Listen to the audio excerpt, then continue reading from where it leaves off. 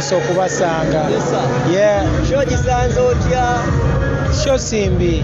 We always need to support one another. Kyekyo kyokka kye tulina okukola. Nze nyumirwa nnyo nga nsupportinze omuntu omulala ate matchmakinga. Yeah. Ennaku zino support efuuse support eri abayimbi ab'enjawulo. Drop nezifuuka drop.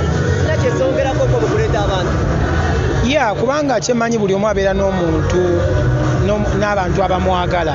So ate kiraga solidarity nti oli waba akubeereddewo kitegeeza naye akoze ebbanja nawe omubeererewo ekitegeeza oba tumubeereddewo gwe kennyinawo obeera guilty mutima nti owaaye gundi yambeererawo nenze saamubeererawo so ndowooza kigattako. Ne ku time esembayo kisobola okwambaza omuntu engatto. Kubanga kati ate era waliwo oli kabambaza ngatto era nga ye ne bwakuteeyo nga wabulayo seconds 5 abantu bajja ne bayingira so kyemanyi kigattako. Tuli ku show ya Bizonto saawa zino. Show tugitwalenge eyetemyemu ebyobufuzi oba show just promotion. Si buli wakuba abantu bakitwala nti buli kaseera bibeera byabufuzi kubanga mpulira music siwulirayo nti oba ono wagundi ono wa kibiina gundi no. Show ebeera show era abantu ojja balabanga baseka bagamba bakola ebiseesa abantu awe bamaki nti boogera nabo ng'ebibaluma bo nga bo oba biruma abantu bebaweereza naye sisuubira nti show ya byabufuzi kubanga era nange buli wengenda si buli kaseera bwe ntuuka ku show nga ya byabufuzi nja kwogera ebyobufuzi weba si ya byabufuzi sijja kwogera ku byabufuzi kubanga saatandikira mu byabufuzi njogera just ekindi ku mutima nenjogera abantu bange byenina okuba si only bebaagala okuwulira wabula byenina okubagamba ne mbasanyusa nenzira ewaka era ne bansasula. Tubadde ne show zibadde nga satuba mu kibuga Kampala ate nga ziri mu area y'eno. Tuliyeko ku show ebadde neighbor ey'Omujamaika gwe baleese n'Abanigeria side zeri ne Munnayuganda waneeno. Wobanga otunuulidde feedback embutuka eri mu y'Omujamaika batugamba nti tebadde mutandaavu ngeri emu beddala. Tukitwale nti Bannayuganda batandise okwesapootingangako.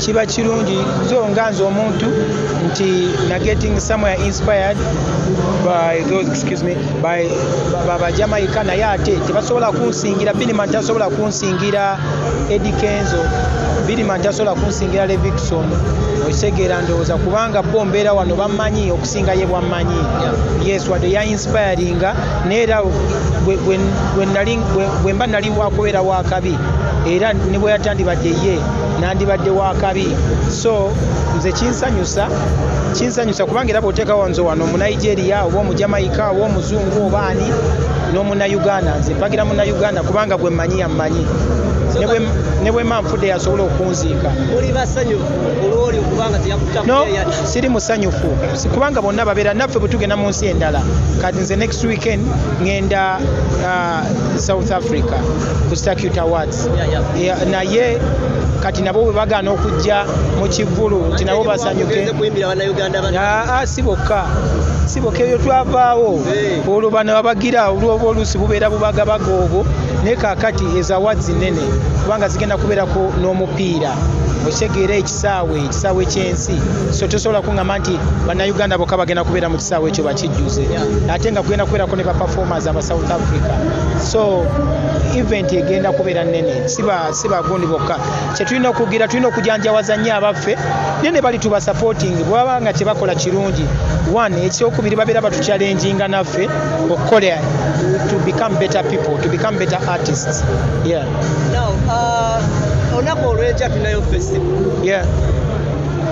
Waliwo kumu yalabyeko ku posti ya Mikie ng'ataddeyo ku festival ezosinga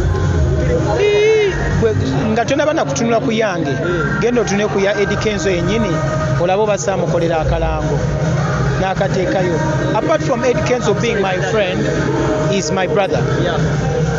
Ne bw'aba alina kyawagira nga nange nakyempagira ne waliwo ekyatugatta yali music so bwemba ntuse bw'aba alina kyawagira nga nange nakyempagira sina kumuwalana kubanga ne time yange weba ekyuse ng'ekyange kyekigenda okubeerawo naye nandiyagadde era abeerewo alabe ekyange mukimwagazise so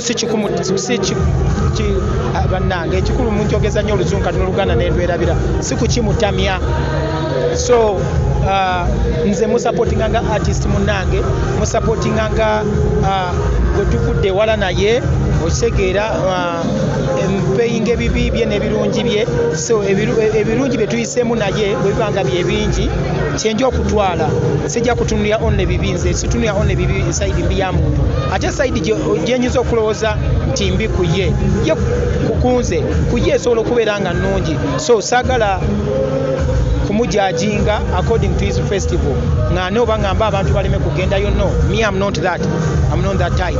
I support era ngenda genda nyimbe, siina muntu mulala gwe nyimbira, ngenda kuyimbirako Eddy Kenzo n'abawagizi ba Eddy Kenzo n'abawagira Mikie n'abagaliza music wa Uganda okugenda mu maaso. Ebyobufuzi bwe bidda ku bbali oli bwantankulira mu byobufuzi nga nange mugamba kyenjagala, bwangamba nti yagala kino nga nange mugamba nti amu neesaagala ekyo, nze njagala kino. Bwangamba nti okay bunze oyagala kino nange njagala kino, let's preach the good news. That's what I do. Naye kuvadda relationship ya Eddy Kenzo ne Bobi Wine yali egoma kugwe teyasukka nnyo kutuuka eri nabo tuludde support nawe olabanga Bobi akyaganya omwendo osinga mukaseera ekyo mujja kibuuza ye, nze mumbuuziza nga nze saagala kwogerera muntu. Mbadde mbuuza relationship yaliwo wakati wabwe by then yasukka no, Bobi Wine is our father in music. He's our father. We can never deny that. Never to deny ngera public esobola tujajinga. So nze njogera nganze, me as me, sisobola nebwe manganye okugendayo because I can't refuse deliberately. Bobi entasobola kungamba nti kwate kuba ogendeyo era ngana nemugamba nti sebo nganye oba era nganye olw'ensonga nti ABCD osegeera ndowooza. So nze sijja kwogerera muntu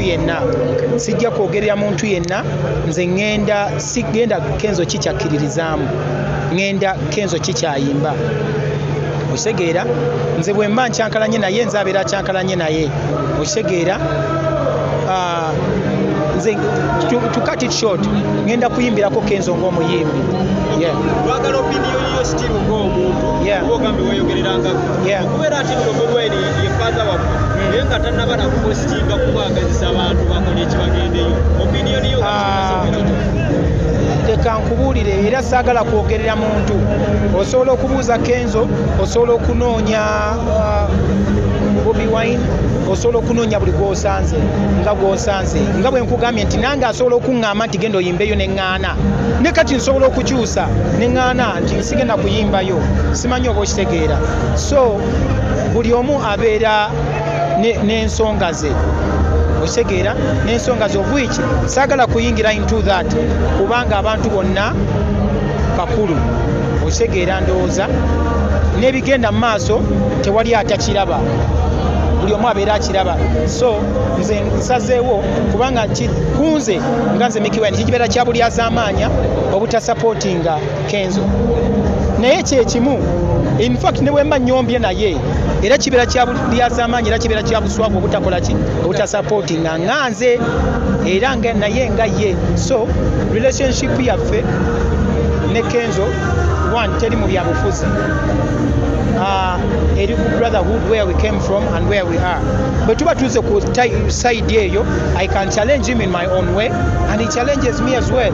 Ne tulaba ne tubalansinga ne tuweyinga ne tulaba wekigwera. Waliwo statement yakolako wadde Eddy Kenzo n'agamba yagenda joininga Firebase oba Bobi Wine yagenda omulaba ng'oledde sina. Ekyo ate kifu.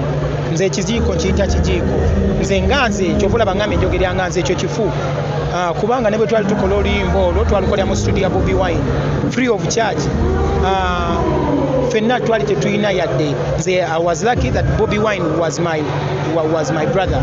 Ate naye Kenzo ate ye osanga yalina bubi nnyo okunsingako kubanga yati yalina opportunity eyo. Naye ne tuyitirawo ku ekyo nga tasobola kungoba mu studio because he's my brother.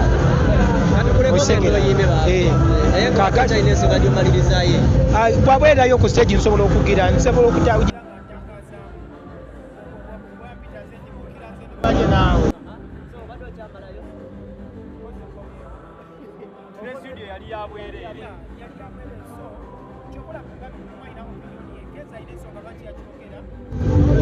ne mukulu waffe era nze president wange naye osanga alina ensonga, osanga ali bize, osanga alina ensonga lwaki tannaba kukola ki ku mwendo osinga, of which saagala kuyingira mu ekyo.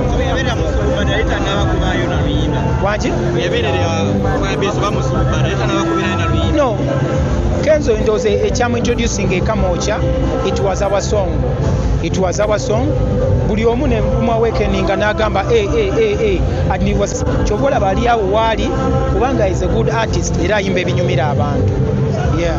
Kyekyo naye nga mbaagala nnyo era mugende nze njagala mugende mumuwagire. Ono bamuyita Dr. Mo, Ugandan Bonte. Naye nga kiri kitya mwenna abali wano era n'abatulaba. Dr. Mo ababuulire eno nga tezinnagenda ono.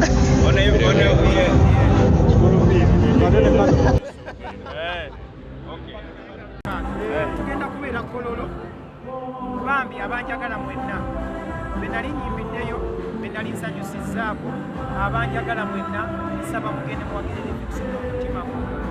Sirabangako alina mutima gwange Sseruganda nga Livingstone babuulira amazima kuva ku oyo mutima gwange. Sirabangako omuntu alina mutima gwa Sseruganda nga Livingstone. Ne festival yo girangirire lumu.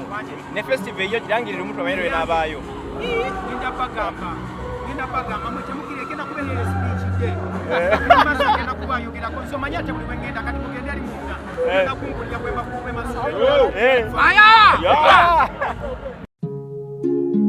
Oyagala omukolo gw'enjawulo gubeere n'ebijjukizo mu nnyumba yo? Kankwanjulire ba King Montage Photo Studio. Ffe bakafulu mu kkuba ebifaananyi n'okukola video. Olina wedding, birthday party, kukyala, nika, baby shower, photoshoot oba music shoot na buli kimu kyonna ky'oyagala. Ffe tusobola okuwa ebijjukizo ebirungi eri ebirooto byo. Ate nno mwana wattu kusintiiza omuntu wa bulijjo. Tusange Bannankulabe ku Bitaala ku Prime Tower Level 3 Room D04. Okumanya ebisingawo tukubire ku nnamba zino: 0702 104 125 oba 0755 311 731 oba 0777 223 405. King Montage Photo Studio. Ffe tusobola okuwa ebijjukizo ebirungi ate nno mwana wattu kusintiiza omuntu wa bulijjo.